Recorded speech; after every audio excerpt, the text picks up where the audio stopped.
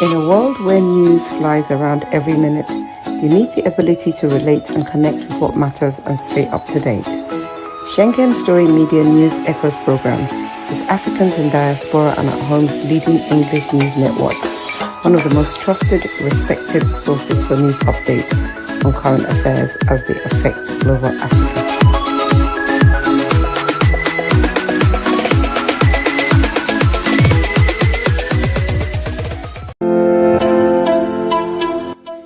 SSM's Wednesday Global Africa program brings to you our news stories, exclusive reporting, and SSM perspectives on the day's top news.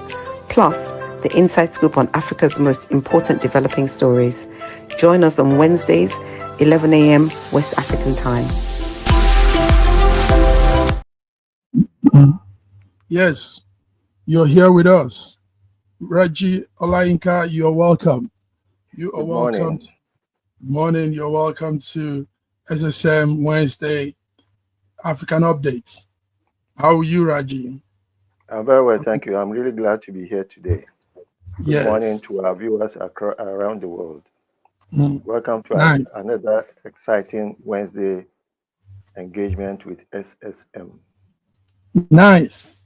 Beautiful words there. Okay, Raji, first of all, let me ask you, how is that what we call royal beef, the one with the two royalties, the Onion of Ife and the Alaafin? Have they been have they settled? Have they reconciled and act as one? I'm really proud to be a Yoruba person, and we have resolved all issues. Okay. There's a lot of, you could see that the Oni gave it a dignified silence. It didn't make it, because when two elders are in public exchanging words, the best thing is for there to be silence. That's very good. Because, okay. Yes, you can never be wrong if you didn't say anything. Yes. That's a good one. So now it's settled. So is it that the businessman that was given a title, is it that he's now been accepted as a title holder? What was the situation? There was nothing to be settled. Okay. So everything is as it has been. There's only one chieftain's one title that the Alaafin of Oyo can bestow on anybody as a Yoruba wide title. Okay, sorry. Let me land. No, I want to bring in one of our guests so that we add to the discussion too. So joining us in today's engagement is Mazi Obi. Mazi Obi is a community leader, community stakeholder in the UK. He's also ADCDN chairman for UK, Scotland, and Ireland, and a content spokesman for Ndibo. He puts out content for Ndibo. Mazi Obi, you are welcome. Hope you can hear me.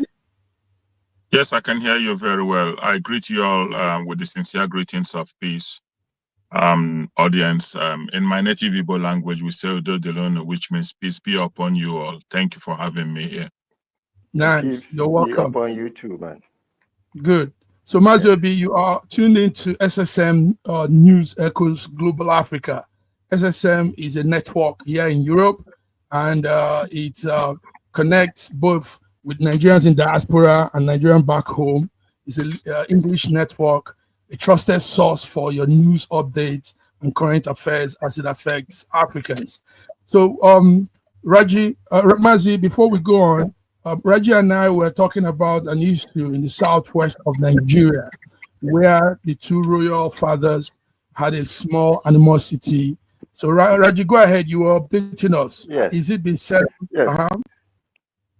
The Alaafin of Oyo can only appoint one person as and give him a global title, Yoruba-wide title, and that is the Are Ona Kakanfo, who is the generalismo of the Alaafin's army, the Yoruba army.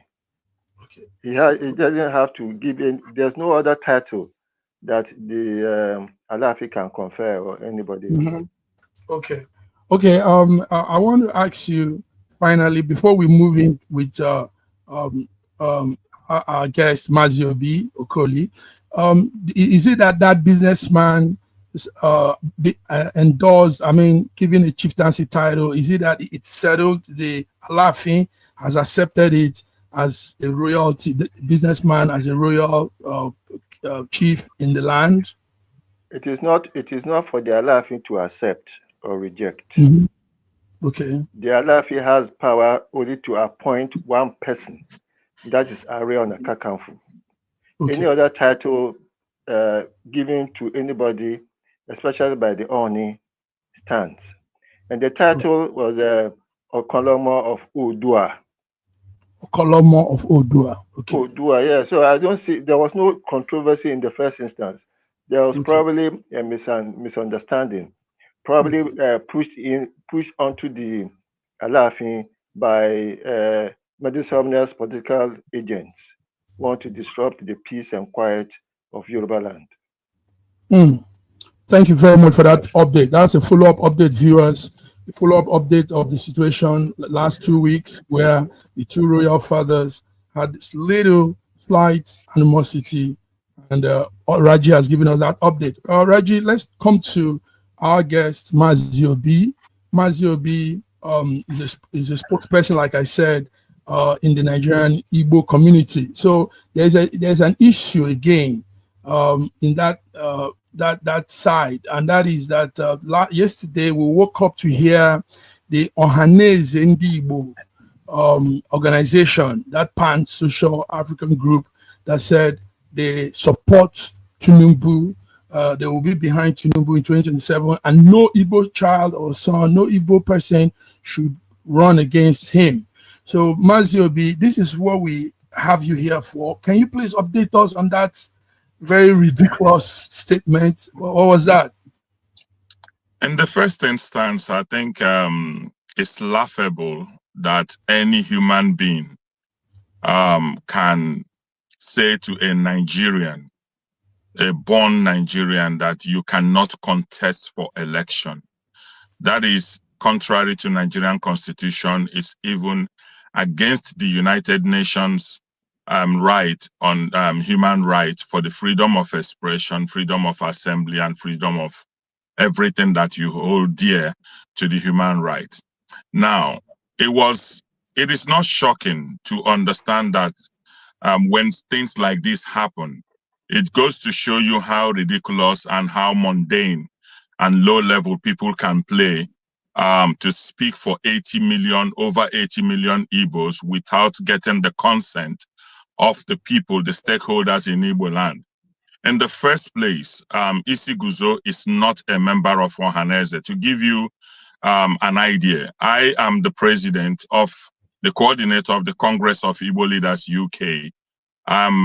I serve one of the largest Igbo organizations in Diaspora. We have over 400 heads of Igbos in that organization. I happen to be the former vice president, Imo State, Ohaneze Igbo. I am currently a registered member of Ohaneze Igbo.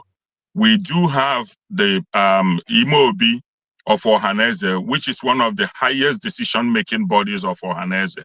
Any decision regarding to the Igbo people must have the blessing of the Imobi. And above all, we have a president of Ohaneze Igbo in the name of Chief Mbata. He is the only person authorized, given the permission to speak on our behalf. But even before he does that, he needs to get the permission of the NEC, the traditional rulers in Igbo land, the Council of Bishops and elderly men, before he can even speak for us. Nobody has the tabula rasa to come out and speak boldly the way Isi Guzo spoke on our behalf. Like I said, he's not even a member of Ohaneze the last time I checked. He does not have any blessing from the youth, from the women, from the elders in Igbo land to speak on our behalf. But it goes to show you how people can sell their their morals and their interest for cash. This young man has no right, nobody, no right in Igbo land. He has no privilege even to speak on our behalf. And for him to make such a categorical statement, saying that no Igbo person should run for the presidential election apart from Umahi in whatever permutation he came up with in 3035. In the first place, where does Umahi stand in the scheme of things for him to make such bold statements? So it is regrettable. But again, it underscores one fact in Igbo land, where people can sell the conscience of the Igbos and have no repercussions. And this is something that the Igbo nation needs to fix urgently. Such a person should be reprimanded immediately by the PG of his village, of his town, and by the traditional ruler of his town, and he should be called to order immediately. The youth of his village should hold him accountable, because that sort of statement is more than enough to cause breach of peace in the entire Igbo land. And he has to be held accountable for such making such unruly and unauthorized comments. Thank you very much, Mazi Obi. Mazi Obi, before we go further, let's also introduce one of our regular panelists, a contributor and coordinator of the SSM network, Sir George Chukwu from Toronto, Canada. Sir George, you're welcome. Well, thank you so very much, and thank you so much, Mazi Obi Okoli. It is a pleasure having you here. I know that you stay in United Kingdom. Is that right? That's correct, sir. Yes. That's okay. Correct. Okay. So okay. Yeah. Go ahead with your question. Go ahead. I was just listening. I was just listening to you, and my question is: would there be any kind of connection between what just happened with this young man coming out to just speak blatantly without any fear of repercussion? Would that have anything to do with what happened in the past? For instance, with Nnamdi Kanu, when he comes out and speaks without even consultation with any Igbo person, but speaks on behalf of Igbos, and what has been happening with this young man that is in Finland, also, that is Simon Ekpa. Would that have anything to do with that? Can you make any connection whatsoever with any of those things? Because I was so surprised to hear such statement, and yet up until now, the Ohanese and Igbo, I've not read any place where they came out to say, no, this is not it, except for you. Sir, to be very honest with you, first of all, when that statement was made, we were in a meeting in London here with the deputy president of Ohanese and Igbo. And it came like a tsunami. Phone calls started coming in. The president of Ohanese and Igbo was at Port Harcourt having a separate meeting, because we are having major tasks that we are dealing with currently in Igbo land. The Ohanese constitution is being rewritten. The new president of Ohanese, Chief Mbata, is putting a lot of things in place to make sure that we are in a good place in Igbo land. So he is not even focused on 2027 elections. He's not made any impact. He's not made any statement towards 2027, because remember, our people say, you get beautiful from the house before you go outside. So since Mbata came in, he's been focused on making sure that we've got the structure, we've got a mission and a vision for Igbo in the next 10, 20 years. That's what Mbata is focused currently on, working to make sure that there's a development plan for an Igbo. Mbata is making sure that we have security in Igbo land. Those are his priorities, and not 2027. Having said that, like I said, there is no repercussion for betrayal in Igbo land. In the past, when our ancestors, our fathers were reprimanding such actions, when we had a very potent Umuada in Igbo land, when we had our mothers, they will question such things. But in the last 20 years now, we have come to see that in Igbo land, any person can get up any day, anytime, take money from Abuja or wherever and begin to boldly speak for our people. And because there has been no reprimandation, there has been no consequences for such betrayal, that is why you keep seeing things like this happen. Simon Ekpa that you mentioned has never been a member of IPOB. He was not even a Biafran. He was a simple content creator. When Nnamdi Kanu was renditioned and from Kenya, he saw an opportunity and went in. And you can see the havoc Simon Ekpa is causing in Igbo land, because our people have not come out boldly to take charge of our nation. We must hold people accountable for speaking on our behalf without authorization. In Igbo land, we've got strata that we go through. You cannot speak for your family without your father ordaining that. You cannot speak for your family without the Umonna. You must consult the Umada. We have things in place in Igbo land for you to be able to speak for any particular set of people. I cannot even boldly make such a statement. Mbata does not even serve the number of people I serve. I serve in an organization where we have over 400 presidents and secretaries of Igbo nation, of Igbo people in diaspora. I would dare not even open my mouth and make such categorical statement. But having said that, we must hold the Eze of his community accountable. The PG of his community has to be held accountable. They must call him to order. If we do not put this sort of things in place, people will go ahead and, use Igbo land for stomach infrastructure. And these things have to stop. It is beginning to affect us seriously. You can see the negative impact of Simon Ekpa's comment in Igbo land today. People are dying because we have kept quiet and there are no consequences. In the past, we know when a traditional ruler in Igbo land goes out of his way to do something, he has two options. Either he will be banished or he will be told to go into the evil forest. These things have to, we have our checks and balances in Igbo land.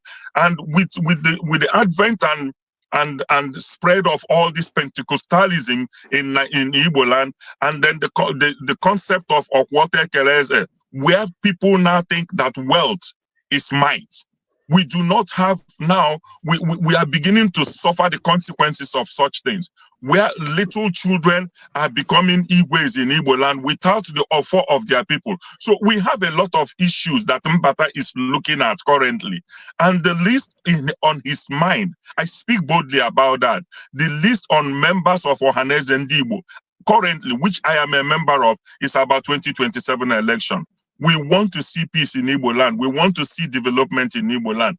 We want to see that infrastructures are beginning to, be put in place. We want to work with people like Governor of Abia State and Governor of Enugu State, who are doing tremendously very well. We want to understand their template.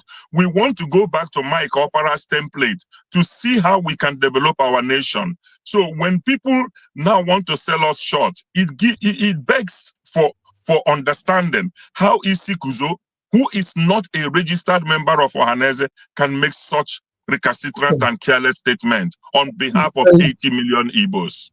Very careless statement. Mazi Obi, we are glad you're here. Let me bring some of our guests joining in, our viewers.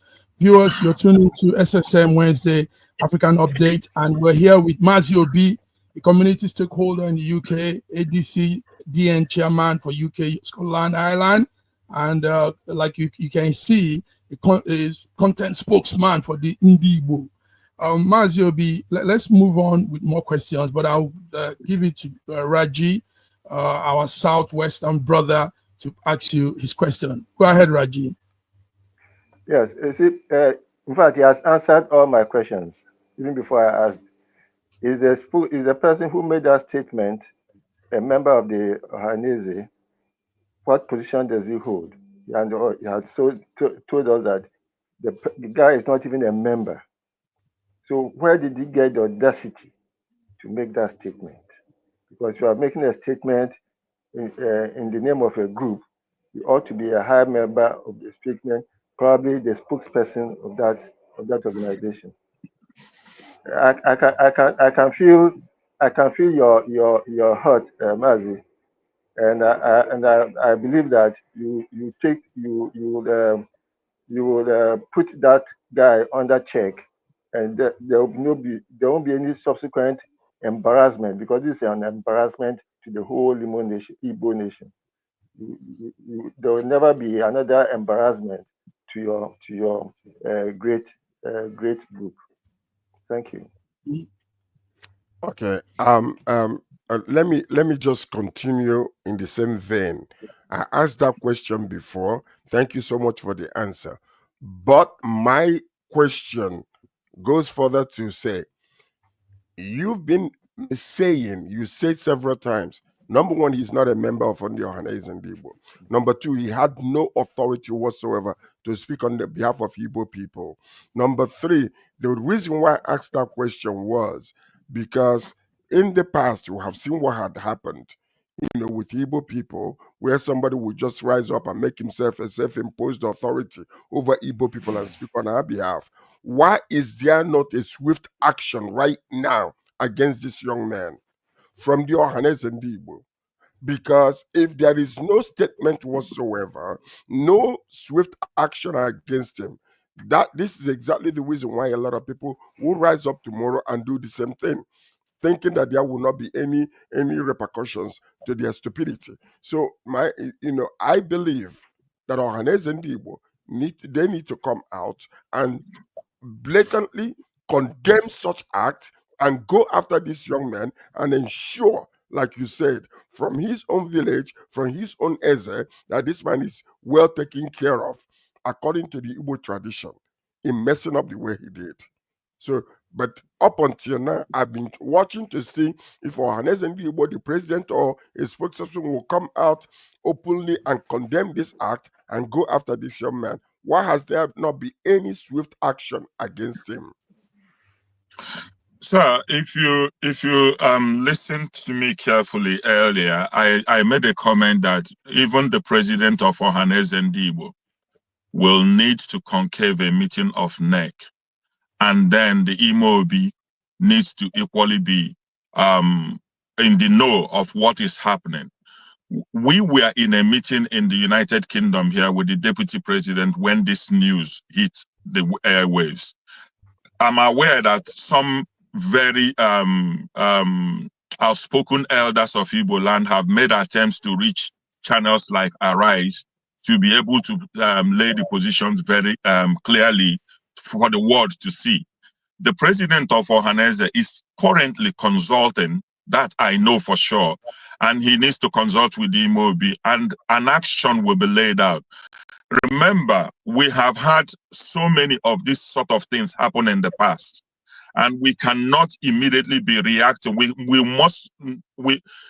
Igbo land today must stop. We must stop this action of being very reactive. Rather, we should be more proactive. We know these things exist in Igbo land. The question is, how do we begin to solve them? We have to put modalities in place to solve them. It's not just only Isiguzo. Other people will rise towards 2027. There is hunger in the country, and people will sell their nation for a porridge. So we must put in place checks and balances in Igbo land, and I know the president is working towards that. Imobi is fully aware of what is happening. The women wing and the youth wing are aware of his comments, but we don't want to be seen to be reactive right now until these modalities are put in place. The president is not happy with the statement made by Isiguzo, but again, we have to follow due process in our reaction to him, not just to Isiguzo alone, but to show an example to people in future that can boldly come out and begin to speak for our nation without due consultation. We've got people that are supposed to speak for us. Ohanaeze Ndigbo, the governors of the Southeast. We've got the elders, the traditional rulers in our land. These are the people that even before they speak, they still need to consult among themselves before they make such bold, disgraceful statements. Isiguzo has been known to be very recalcitrant in his behavior. So I'm not surprised that it is coming from somebody like him. But we in Igbo land today, like I said, the checks and balances have to be put in place so that it is not seen as a witch hunt on one person. But we must make sure that we solve this problem now and in future, that people cannot continue to use Igbo land for so much infrastructure. Thank you. Thank you very much, Mazi Obi. I think that a lot have been said on this issue. We're pleased with your answer. Very, very. In fact, maybe the Ohanese should have employed you to do the rebuttal response. I mean, you have done a pretty good job here, and many viewers are listening also. So, viewers, you are tuned into Wednesday Global Africa Update, SSM. Gentlemen, let's come to something very, very serious again. We don't know if Mazi Obi has time to be with us, but if not, you're also free to do your other things, like you said. But there are some interesting topics we have here also. So right there before us was a very interesting video clip we saw all the way from Brazil. Since I took over, no more corruption in Nigeria, everything is going well. This is the words of our president from Brazil to the Brazilian president. Let's see that clip before we all talk about this. The reform that I've embarked upon since I took over in Nigeria has been very impactful. I can beat my chest for that. It was initially painful, but today the result is blossoming. It's getting clearer to the people.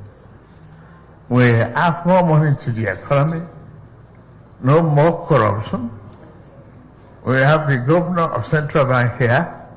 You don't have to know him before you get the foreign exchange that you need.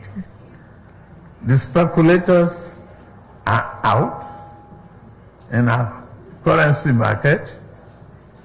The door is open for businesses. Easy in, easy out. You hear him loud and clear, gentlemen. I hope you all had that. Let me start with Raji. Are these words true? Is our president being honest to his colleague De Silva in Brazil? What are the intricacies behind this statement? What do we look? Tell us, Raji. With a lot of things happening around the world, especially with our Western politicians, I want to take out the Chinese. The Chinese are almost always very, very honest in what they say about politics. I don't think there's so much honesty or truthfulness in politics nowadays. I think when the politician is speaking, he has his own truth that he pursues, and that truth is only up to him. Because it is impossible for me to believe that our president will go somewhere, maybe after a good lunch, will now be telling us that there's no more corruption in our country. There's no country that does not have some level of corruption. It has never. In fact, corruption has tied the rapper, as we used to say on the streets, since our president came in. So I don't think he's being honest in the sense that I believe and you believe about honesty. In the sense that I believe you believe about honesty. Yes, you know what, gentlemen, please. It's good thing as a mark of our professionalism in the media world. We do this 1, 2 minutes, 3 minutes break. Let's take this break, but we'll be back. This topic is burning. It happened yesterday in Brazil, and it's burning all over the social media. Our Nigerian president blatantly, in the eyes of everybody, saying something that is not very correct. But let's come back after this break, gentlemen, please. Thank you. In a world where news flies around every minute, you need the ability to relate and connect with what matters and stay up to date.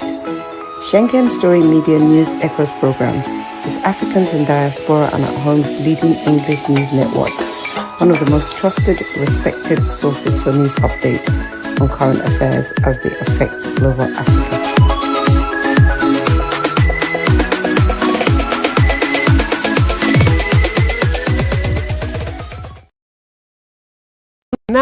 Nigeria, we hail thee, our own dear native land.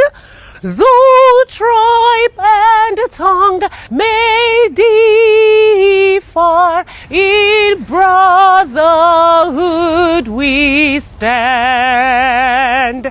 Nigerian soul are proud to serve our sovereign motherland.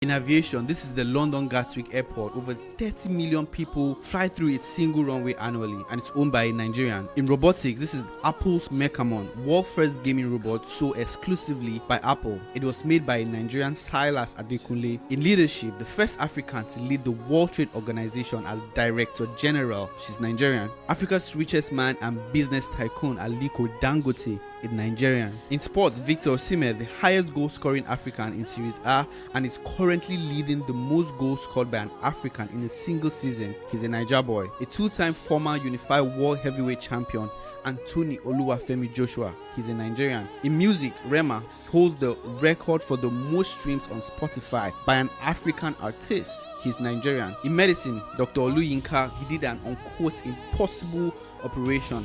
He's Nigerian. In tech, Africa's most valuable fintech organization, Flutterwave, has an evaluation of over $3 billion and was founded by, of course, a Nigerian. In food, Hilda Basi of Nigeria holds the Guinness World Record for the longest cooking time, 93 hours 11 minutes. She's Nigerian. Let's make sure the narrative that comes out of a country is the best. The bad should not overwhelm the storytelling of the good, so it's our responsibility to shape and carry.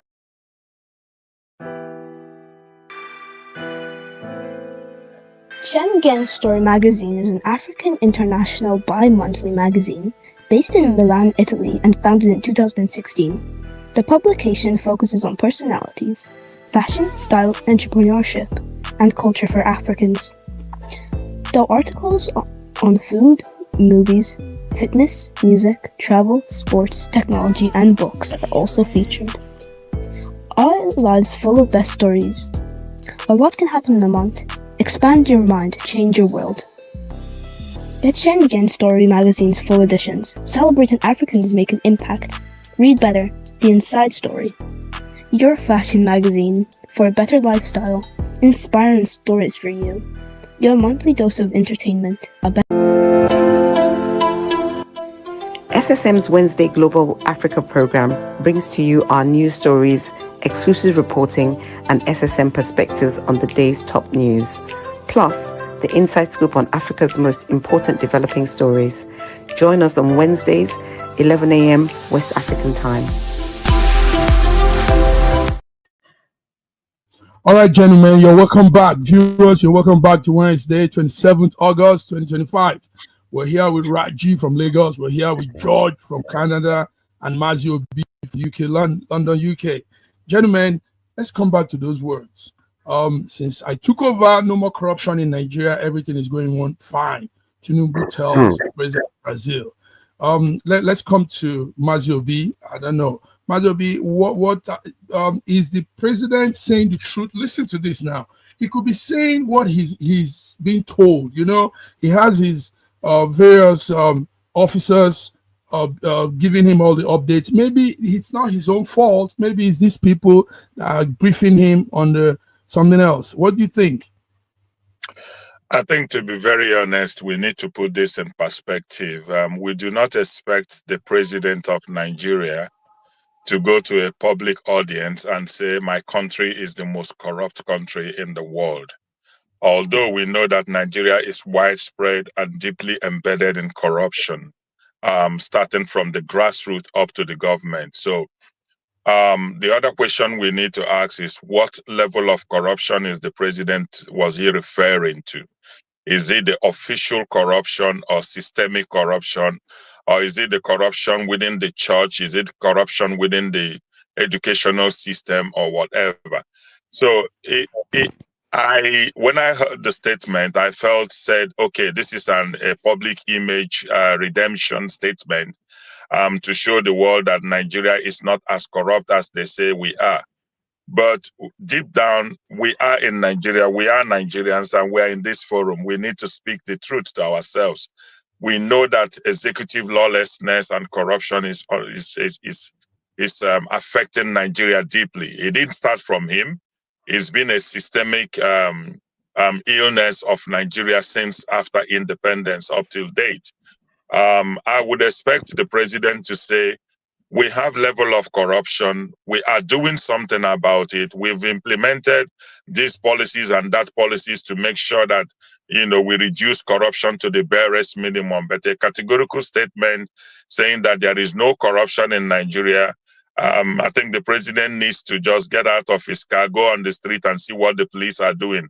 And then look at the bloated budget from the Senate of Nigeria, and then see what the governors are doing with 1 kilometer road and telling us they are tarring a kilometer road with 58 billion.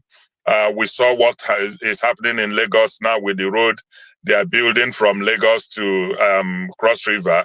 Already over 30-something billion has been spent on less than a 3-mile road. So you just look at it and you say, okay, he's trying to redeem the very bad public image of Nigeria, but we know the truth that Nigeria has been ranked as 140th most corrupt nation in the world. And we know that we are 26th in Africa. So it's a public image thing. But to be very honest, all past presidents have been very corrupt in Nigeria. The current president, the current system that we have, to be very honest, amongst us as Nigerians, is one of the most corrupt that we have known in recent times. From the padding of the budget to everything that we are seeing, it's phenomenal. But yes, we do not expect the president to say that openly. Thanks. Okay, thank you very much, Obi. Padding of the budget, George. Okay. The bad budget. Tell us. Yeah, I mean, this is no more corruption. No more corruption. That's a bold and risky claim, actually. It's a huge statement, especially for a government that is barely 2 years old. While reforms like changes to the forest system are highlighted, other key areas like fuel subsidies still lack transparency. NNPC have not actually come out to tell us and give us a forensic report about what has been going on with them, even after 2 years. So, I mean, I know he was in Brazil saying this, but the question we need to ask ourselves is, number one, is he speaking because of 2027 election, or is he actually saying the truth to power? So, and we know, like Mazio Koli just said, what the realities of situation in Nigeria. Reports suggest that the petrol subsidy is quietly back. They have been paying petrol subsidy, costing billions. It's allegedly being covered by NNPC without official acknowledgement, creating a gap between what's said and what's happening. So all these little trickles of little foxes is actually what is destroying our nation. We must come out. What Mazi Obi just said was actually what the president could have said, and everybody would clap for him. We know some of the things he mentioned, like the forex and bringing out this black market situation, money exchanges. They have actually stopped, and we know that to a degree, quite a few number of changes have taken place. But the problem we still have is corruption is so embedded in our system that it would take a bold, confident president to go to the grassroots and start changing the foundation of our nation in order to eradicate corruption. But, so maybe he's saying it because of 2027. That's all I can say. Okay, yeah, go ahead, Raji. You are raising your hands. Yeah. You see, there is no country that does not have a certain level of corruption. Yeah. When we focus too much on corruption, When we focus too much on corruption, we are going to miss it. The only problem is that when a corrupt person is arrested, what happens to him? If you take the Chinese example, there's corruption in China, but there's punishment for corruption. In a situation where there's no punishment for corruption, every corrupt person becomes brazen. But it is true. But look at what he said now. It is true. When you look at that, what has happened to those? For instance, Kogi, we're still there. We're still running that man, the former governor of Kogi State, is still out there, Yaya Bello. We haven't had anything yet because you know the reason why it is happening. Even that corruption has trickled down into the justice, into our justice department. The judiciary is also openly and blatantly we take money like what just happened with this individual who spoke for Igbo people, and then you start seeing judgment come from left and right, and then they use systemic technicality to allow the person to go free. So that's exactly, we need to come out boldly and condemn such acts. The president saying what he said, I think it's all about 2027. That's all I would say.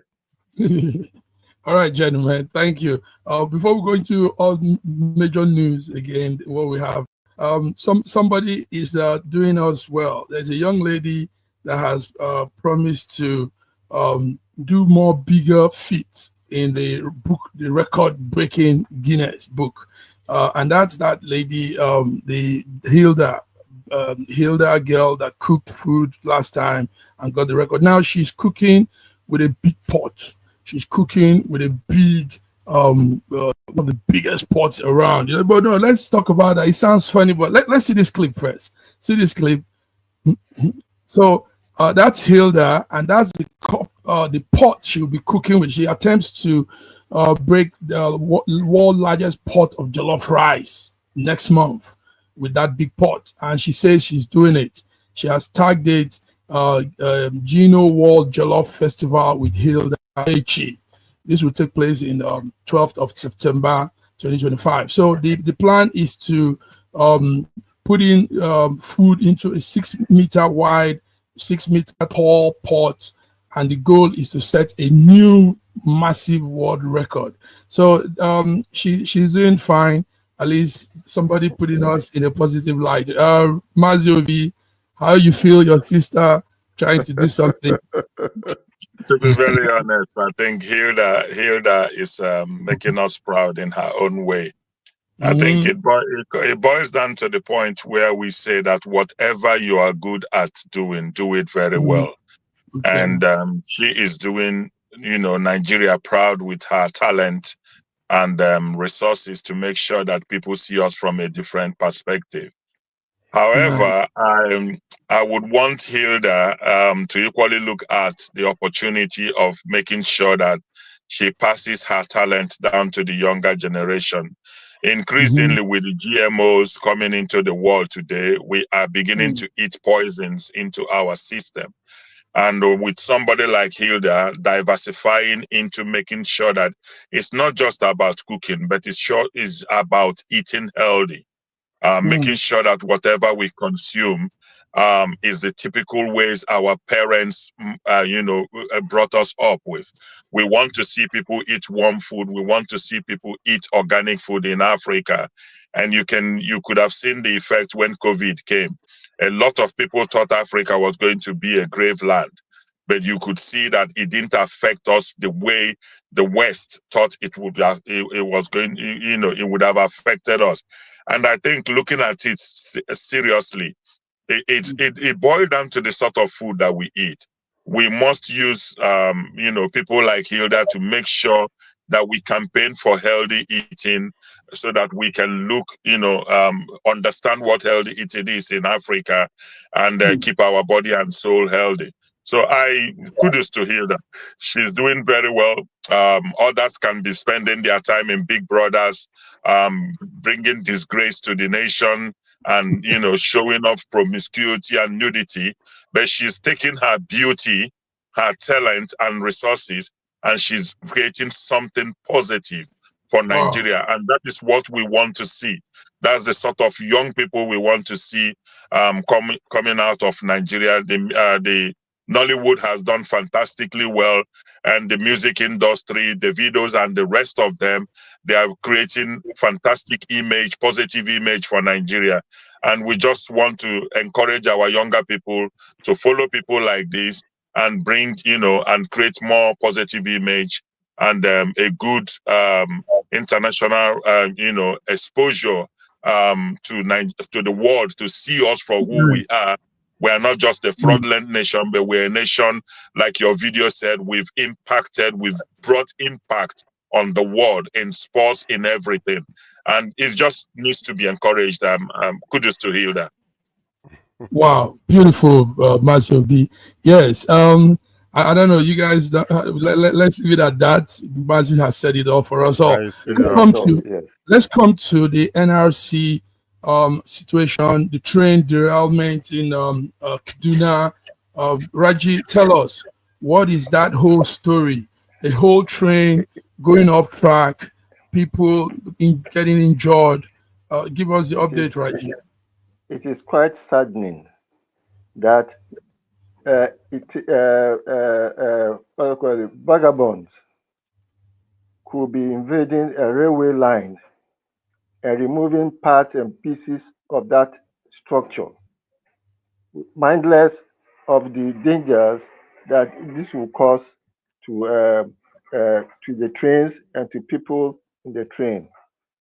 What happened was that some of these people who buy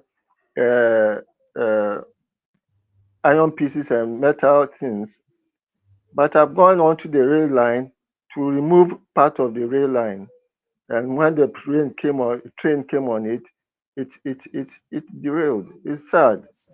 It's sad. There's a certain level of selfishness, of unconcern for the general public that is pervading up to the lower level of society, where you could probably take off the cover of a drain of a drain hole without even any thought about what if somebody falls into that drain. The same thing that has been applied to the railway line, because you could see where some of the parts of the rail line were removed. And it's very, very sad. Very, very sad. There should be a system of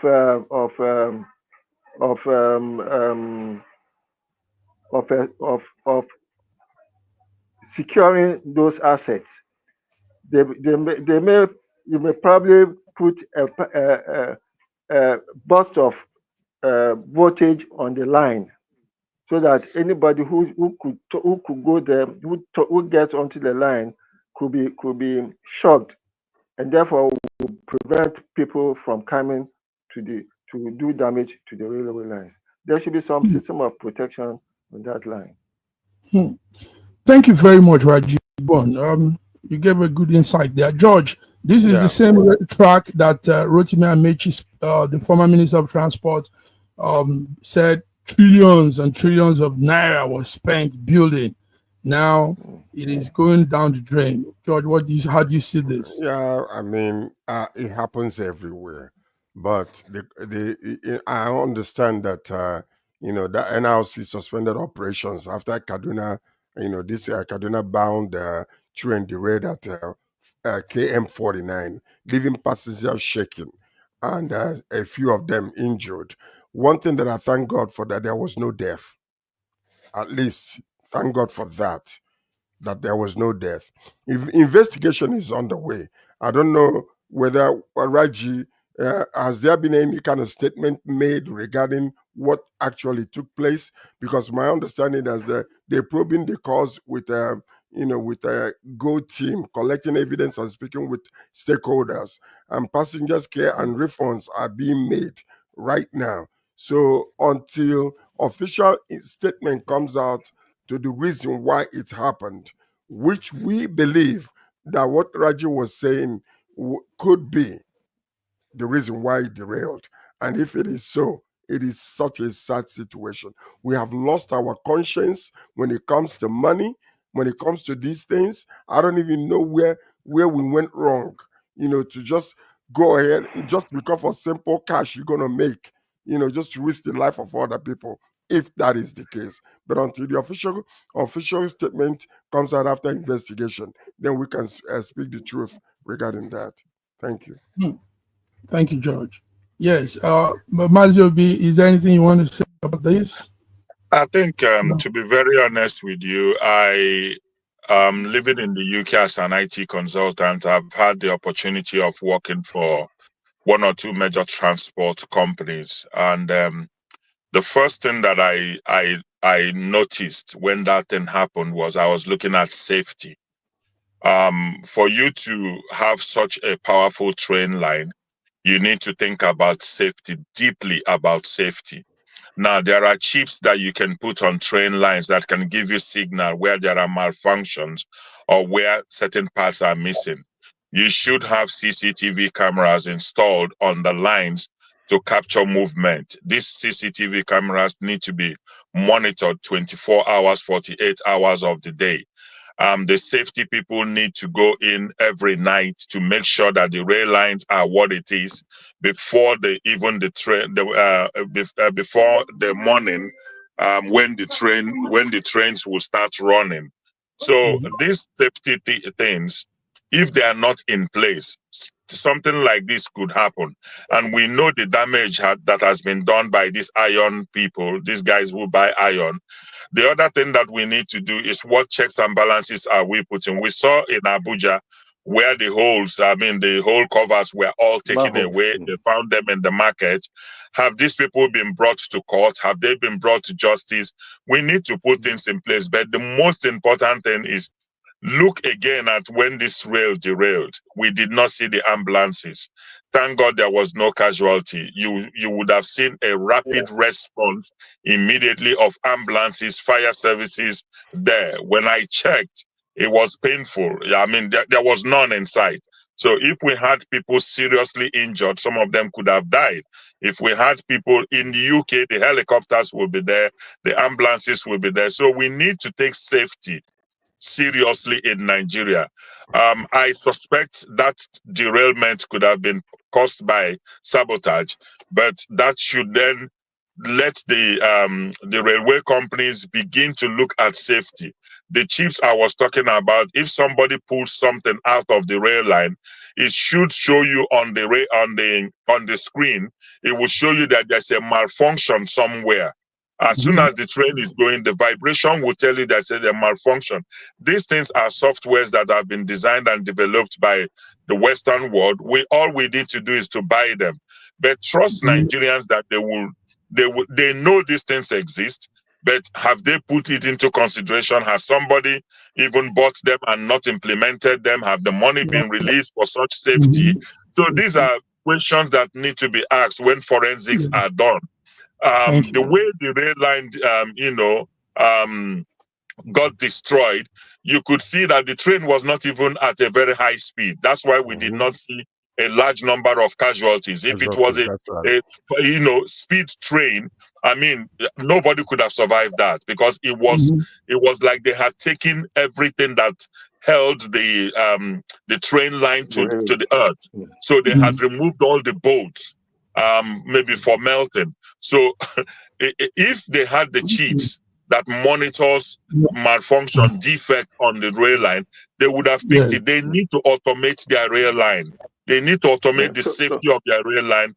They need to employ people who are qualified safety engineers to always be on such, on such projects, to make sure that they implement safety guidelines and safety equipment on such lines. Thank you. Wow. Thank you very much, Mazi Obi. May I add something to what Mazi Obi just said?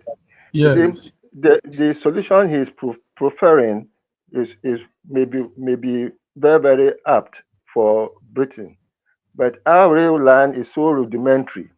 So the simple thing that you could do is to attach a high voltage line to the rail, so that it will just be pulsing once in a while, such that at any time that a person approaches the rail line, you could get a shock. It is a momentary thing that keeps on coming. It's not possible. It may not be it may be difficult for the NRC to have people patrolling that route, and they also have to empower settlements along the route to be able to help our security for the rail line, and to take them and to hold them responsible for anything that happens on the rail line. So Yeah, I Mr. honestly, I honestly believe that what Mazi Obi was suggesting, coming from the North American standard, is really complete and absolute possible solution. What he's talking about is comprehensive safety overhaul. Introduce regular independent safety audits. Put people out there, just like the police that that moves around in communities. We can employ people who will be checking these things regularly. Those chips that he's talking about is so powerful that once one area is affected, it will register at the headquarters and let even the person who is driving the train to know.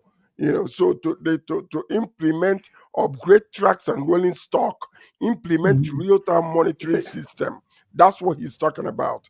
And enforce transparent reporting of safety lapses to rebuild public trust. A lot of people might not want to use the train because of this mess that is happening right now. So once these things are, what Mazi Obi was suggesting is what, it is, yes, it's possible in North America and most developed countries, and it is also possible in Nigeria. It can be done if we are. Sir, it's okay. Sorry to interject again. Look, if you do a cost benefit analysis of the railway lines, look at the cost and the amount of money that the rail lines are generating, we cannot pay back the loans that we use to build that line in 200 years. So for the western side, US and UK systems, yes, they are commercial entities. They are not corporations. They are commercial entities that are providing this service, and therefore they can charge sufficient for them to be able to maintain and protect their railway lines. It's an investment. All right, in the Nigerian context, it is the Nigerian government providing. Thank you very much. Some kind of service, time. Thank you, Raji. Yes, time. Hold on a second. Mazi wanted to say something. No, Mr. Raji, Mr. Raji, you're absolutely correct. One, the example you gave about remedial shock is one part of safety. The second thing is that I have a problem with Nigeria where the government is getting involved in everything. Yeah. Now, the government can commission and build these rail lines and allow private individuals to invest in it. If you come to the UK, all the rail lines have their different names. They are being run by different corporations. So because of that, they bring in so much money into that industry that safety becomes a very important thing. Now, when you are buying these rail lines, you can tell China that I want a rail line that has embedded chips in them. So they will come, they will make sure that they supply you such rail lines that have embedded chips in them, and then they will build your infrastructure. For instance, if a train is running in UK, you can be on the camera and you see the train from destination 1 to destination 0. You can do that. It's a very simple software. They have the control room, you have the monitoring room, the same thing with CCTV cameras that are all over the place. Nigeria has the resources to do that, but the government is putting itself in everything. Look at the congestion in Lagos today. Now, we have seaports all over Nigeria. Somebody somewhere has refused to allow other parts of Nigeria have a functional seaport. Now, the congestion is affecting Lagos They are beginning to demolish people's properties. People are saying, oh, everybody should leave Lagos and all that. We're overpopulated in Lagos. But Lagos will ever be overpopulated unless somebody stops the marginalization of other regions and allow other seaports to operate.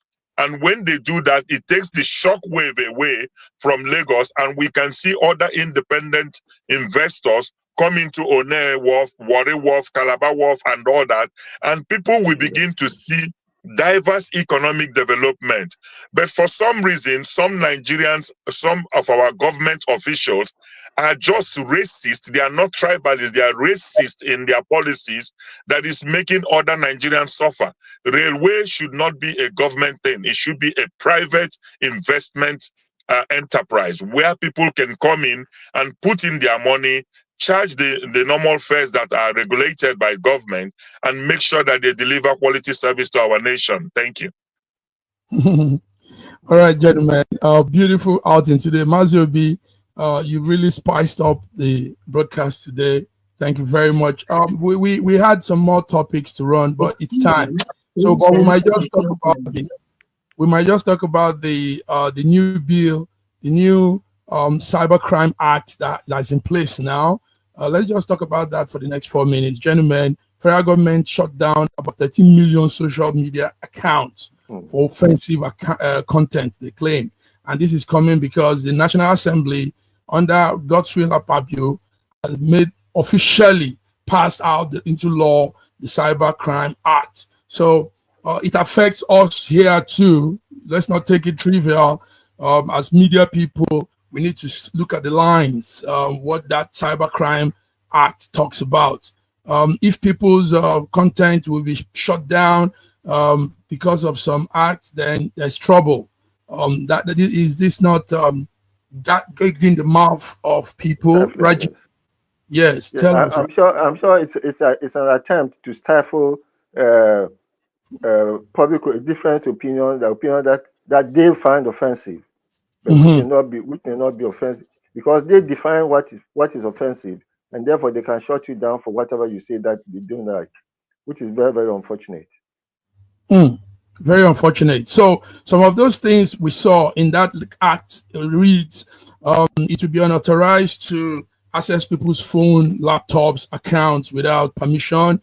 There is also a fine for that, for 5 years imprisonment. They say tampering with data, deleting, modifying, interfering with people's stuff will be fined. It says recording private conversation. Recording private conversation is now an offense.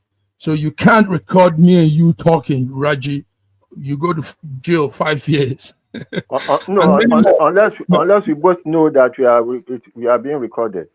Okay, unless we both know. Just accept so Maziobi, you are a media man too. How does this Cybercrime Act affect Nigerians? It's mostly Nigeria now, not those of us in diaspora.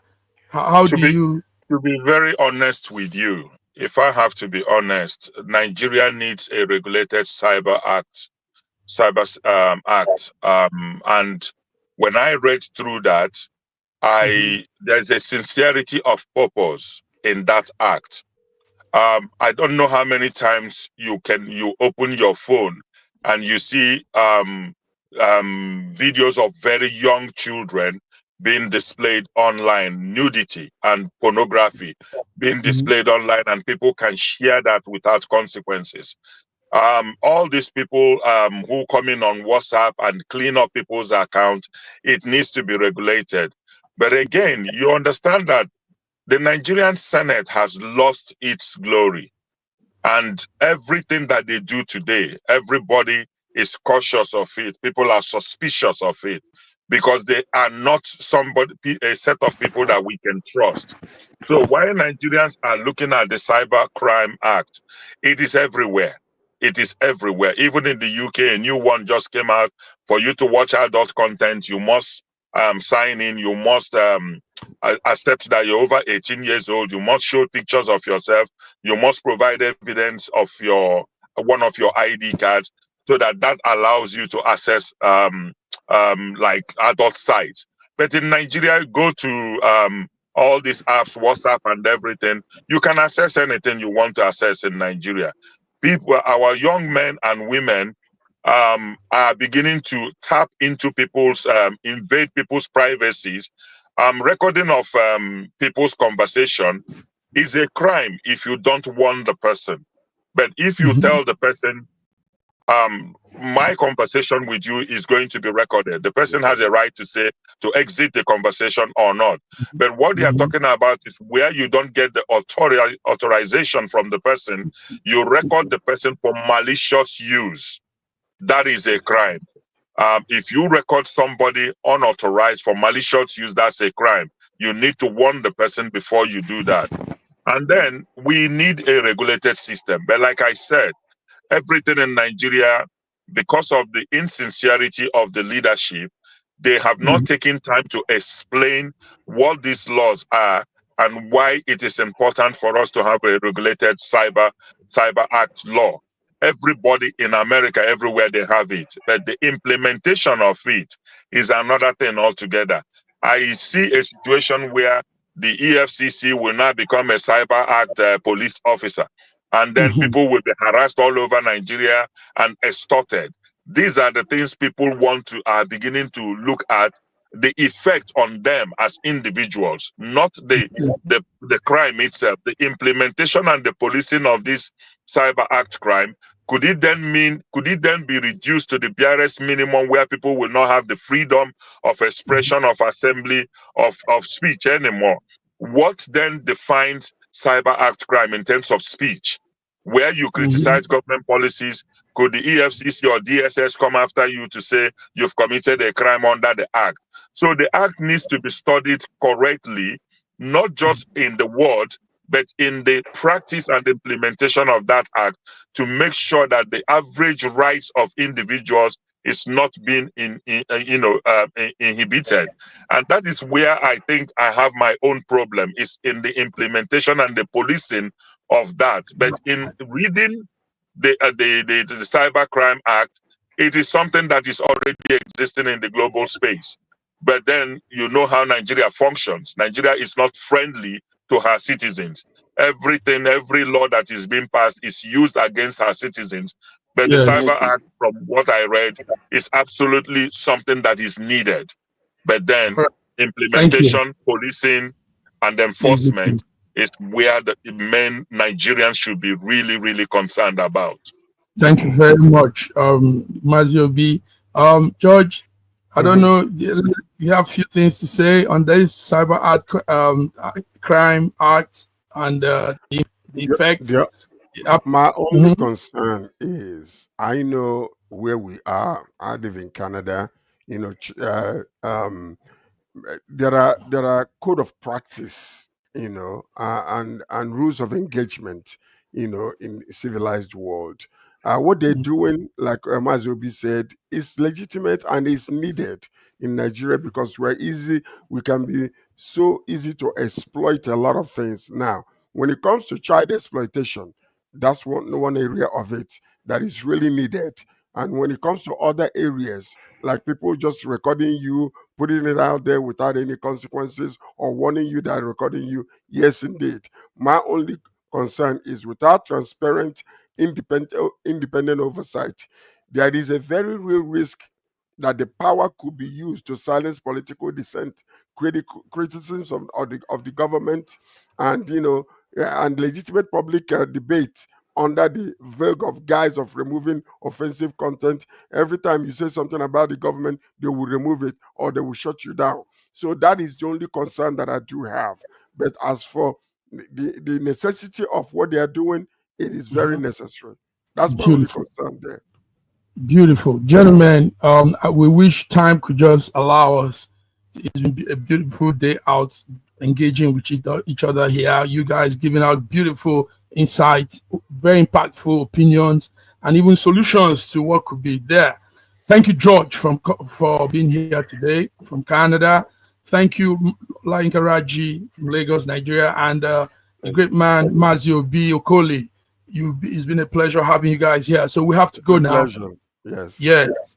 Friday, we'll be here on our international update. Mazio B, you're invited anytime to join the the forum, and it's been wonderful. So viewers, this is it. Beautiful day, 27th August, and we've done the Africa International update. Until we come again on Friday, do have a beautiful hump week. Wednesday. In a world where news flies around every minute, you need the ability to relate and connect with what matters and stay up to date. Schengen Story Media News Echoes program is Africans in Diaspora and at Home's leading English news network, one of the most trusted, respected sources for news updates on current affairs as they affect global Africa.